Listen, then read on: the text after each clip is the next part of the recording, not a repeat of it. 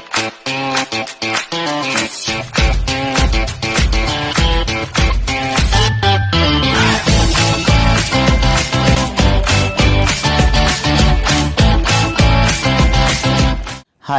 Welcome to dominant classes. Dominant classes में आप सभी स्टूडेंट्स का स्वागत है। डियर स्टूडेंट्स, आज का जो हम लोग का टॉपिक है वो क्लास 10 का पोएम नंबर 4 है और इस पोएम का नाम how to tell wild animals है और इसके जो पोएट हैं उनका नाम कैरोलिन वेल्स है। कैरोलिन वेल्स है। तो डियर स्टूडेंट्स, इस पोएम में जो कैरोलिन वेल्स हैं वो ये बताते हैं कि किस तरीके से हम जानवरों को पहचान सकते हैं और कैसे उनको आइडेंटिफाई कर सकते हैं। तो चलिए टाइम को वेस्ट न करते हुए, ठीक है, हम पोएम के स्टैंजा को समझते हैं और हिंदी एक्सप्लेनेशन बहुत ही आसान तरीके से सीखते हैं। साथ ही साथ में ये पोएम बहुत ही मज़ेदार होने वाला है क्योंकि इसमें सारे जानवरों को आइडेंटिफाई किया गया है। तो चलिए अपने पोएम के स्टैंजा को देखते हैं। देखिए, फर्स्ट जो हमारा स्टैंजा है इसमें दो वर्ड मीनिंग हैं जो मैंने यहाँ पे लिख दिया है। टाउनी, टाउनी का मतलब होता है भूरा और रोर्स, रोर्स का मतलब होता है गरजना।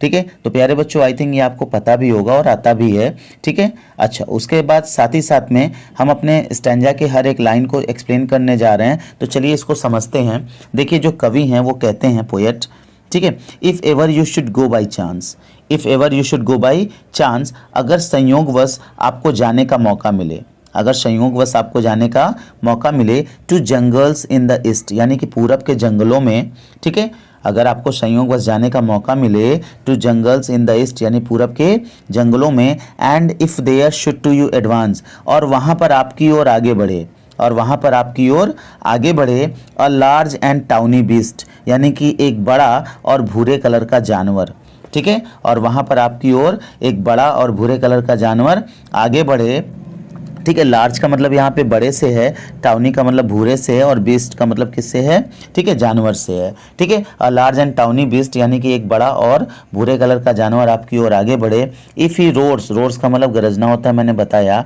If he roars at you, और वह आप पर क्या करे, गरजे। As you are dying, dying का मतलब यहाँ मृत्यु से है, डेथ से है, ठीक है। एज यू आर डाइन, और ऐसा लगे कि आपकी मृत्यु हो जाएगी यानी कि आप मर जाएंगे, ठीक है। यू विल नो, तो आप जान जाएंगे, it is the Asian lion, कि यह एशियन लायन है। क्लियर हो गया बच्चों? आई थिंक आपको समझ में आ गया होगा, ठीक है, बहुत अच्छी तरह समझ में आया होगा। आप इसका नोट्स जरूर बनाइएगा। एक बार आप जब इसको राइट कर लेंगे देन उसके बाद से खुद से आप सेल्फ से पढ़ लेंगे तो आप इसको कभी भूलेंगे नहीं। ठीक है, चलिए हम अपने नेक्स्ट स्टैंजा की तरफ आगे बढ़ते। चलिए हम अपने दूसरे स्टैंजा को भी क्लियर करते हैं, हिंदी एक्सप्लेनेशन समझते हैं। बट हिंदी एक्सप्लेनेशन करने से पहले मैं आपको वर्ड मीनिंग थोड़ी सी समझा देना चाहता हूँ। देखिए, यहाँ पे रोमिंग, रोमिंग का मतलब घूमते हुए, नोबल, नोबल का मतलब शानदार और शाही दोनों होता है।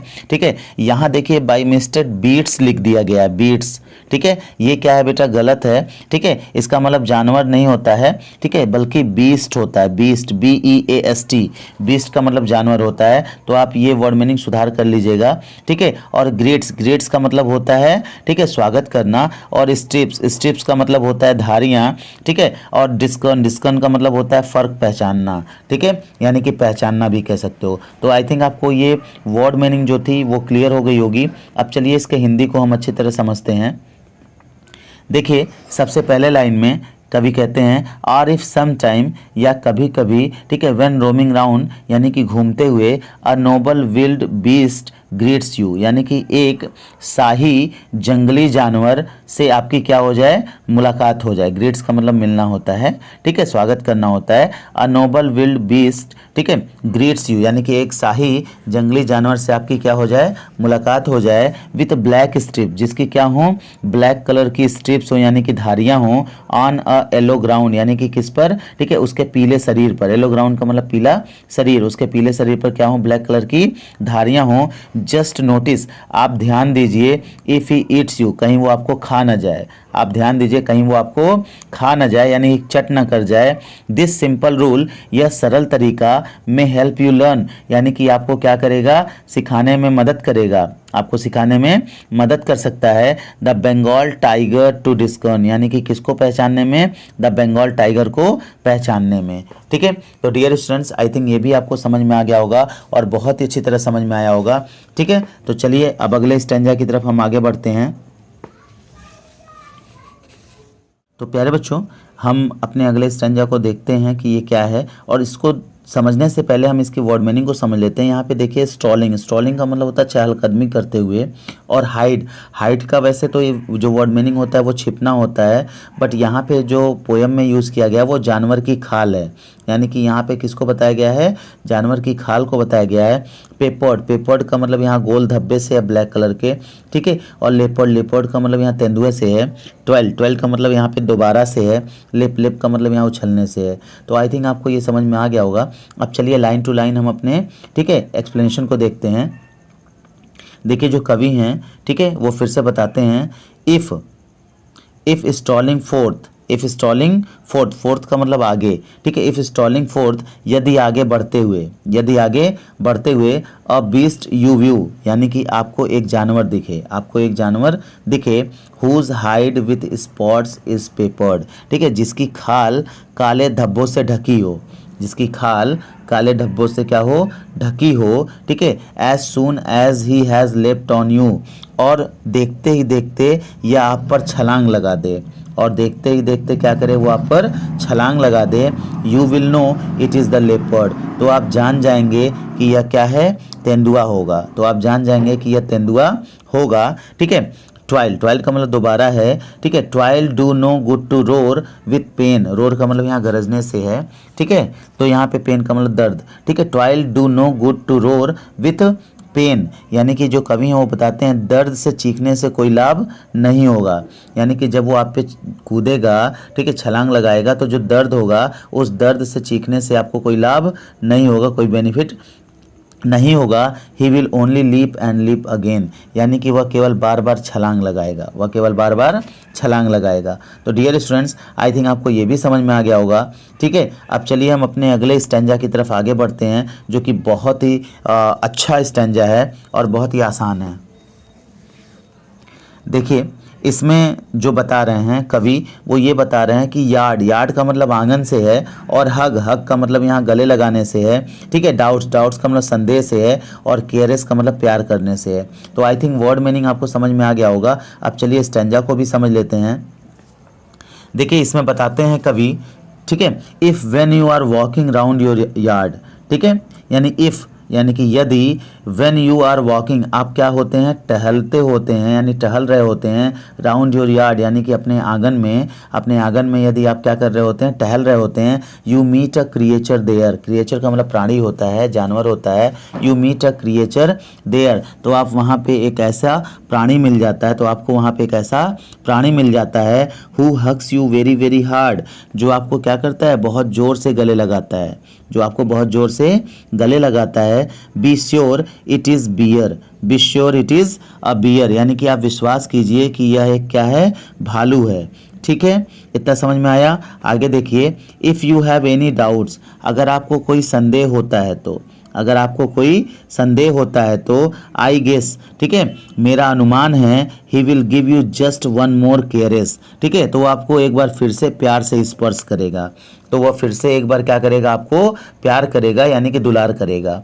ठीक है, तो प्यारे बच्चों आई थिंक ये भी आपको समझ में आ गया होगा, आप इसको भी अच्छे से समझ लीजिए, और हम बढ़ते हैं अपने अगले स्टैंजा की तरफ। ठीक है, जो कि बहुत ही इंपॉर्टेंट है और बहुत ही अच्छा भी है।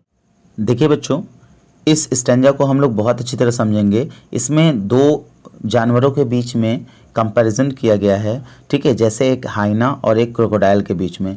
तो इस स्टैंजा को पढ़ने से पहले हम इसके वर्ड मीनिंग को भी देख लेते हैं। यहाँ पे डिस्टिंगाइज, डिस्टिंगाइज का मतलब होता है पहचानना, और बीस्ट, बीस्ट का मतलब जानवर से है। ठीक है, नोआइस, नोआइस का मतलब नौसिखिया, नान प्लस का मतलब हैरान होना, ठीक है, या घबरा जाना। हाइना, हाइना का मतलब लकड़बग्घा होता है, और मेरी, मेरी का मतलब प्रसन्न यानी कि खुश होता है। तो वर्ड मीनिंग तो क्लियर हो गई होगी। अब चलिए हम अपने स्टैंजा को अच्छी तरह से समझते हैं और देखते हैं। ठीक है, देखिए पहले लाइन में बता रहा है, डाउ टू डिस्टिंगाइज बीस्ट ऑफ प्रे, ठीक है, डाउ टू डिस्टिंगाइज बीस्ट ऑफ प्रे, हालांकि इन शिकारी जानवरों को पहचानने में। प्रे, प्रे का मतलब शिकार होता है, ठीक है। दाउ टू डिस्टिंगाइज बीस्ट ऑफ प्रे, हालांकि इन शिकारी जानवरों को पहचानने में, ठीक है। अ नोवाइस माइट नॉन प्लस, यानी कि एक नौसिखिया व्यक्ति घबरा जाता है, यानी एक नौसिखिया व्यक्ति क्या हो सकता है, घबरा सकता है। द क्रोकोडाइल यू ऑलवेज में, द क्रोकोडाइल यू ऑलवेज में, जिस तरह शायद आप एक मगरमच्छ को, जिस तरह शायद आप एक मगरमच्छ को टेल फ्रॉम द हाइना दज, यानी कि एक लकड़बग्घा मान लेंगे, एक लकड़बग्घा मान लेंगे। हाइना, हाइना का मतलब लकड़बग्घा होता है। टेल फ्रॉम द हाइना दज, यानी कि एक लकड़बग्घा मान लेंगे, ठीक है। हाइना कम विथ मेरी स्माइल्स, यानी लकड़बग्घा एक खुशी से भरी हुई मुस्कान प्रस्तुत करता है, यानी लकड़बग्घा जो होता है एक खुशी से भरी हुई मुस्कान प्रस्तुत करता है, यानी कि हमेशा मुस्कुराता है, ठीक है। बट इफ़ दे वीप, लेकिन यदि वे रोते हैं तो, यानी कि यदि वे क्या करता है, रोता है तो, ठीक है। दे आर क्रोकोडाइल्स, तो वे मगरमच्छ हैं, तो वे मगरमच्छ हैं, यानी कि वो हमेशा क्या करते हैं, मगरमच्छ के आंसू, ठीक है, रोते रहते हैं, यानी कि मगरमच्छ के आंसू बहुत ज़्यादा दिखाई देते हैं। क्लियर हो गया? आई थिंक आपको ये समझ में आ गया होगा, ठीक है। अब चलते हैं हम अपने अगले स्टैंजा की तरफ, जो कि हमारा आखिरी स्टैंजा है।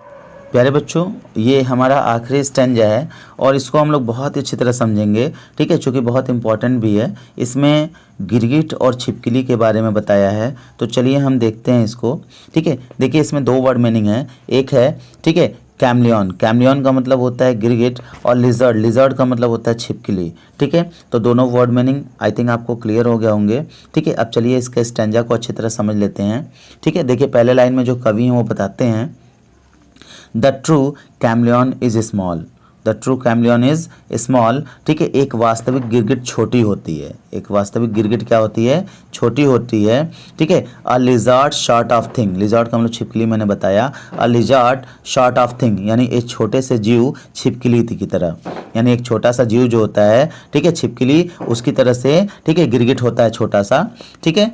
अच्छा, ही हैज़ंट एनी ईयर्स एट ऑल, ठीक है, यानी उसके कोई कान नहीं होते हैं, यानी उसके कोई कान नहीं होते हैं। And not a single wing, ठीक है, और ना ही कोई पंख होता है, और ना ही कोई पंख होता है, ठीक है। If there is nothing on the tree, if there is nothing on the tree, यदि पेड़ पर कुछ नहीं है तो, अगर पेड़ पर कुछ नहीं है तो, ठीक है। दिस इज़ द, ठीक है, यहाँ TIS का मतलब दिस इज़, ठीक है, this is the chameleon you see, ठीक है। तो जो आप देखते हैं वह गिरगिट होता है, तो जो आप देखते हैं वो क्या होता है, गिरगिट होता है। तो प्यारे बच्चों, आई थिंक आपको समझ में आ गया होगा, ठीक है, और आप इस पोएम को बहुत अच्छी तरह समझे होंगे। Please like, share and subscribe. अगर आपको ये पोएम समझ में आया हो और आपके लिए बेनिफिट हो, ठीक है, तो आप इसको लाइक कीजिए, शेयर कीजिए और क्या कीजिए, सब्सक्राइब कीजिए। एक कदम शिक्षा की ओर। Thank you for watching my video. जय हिंद।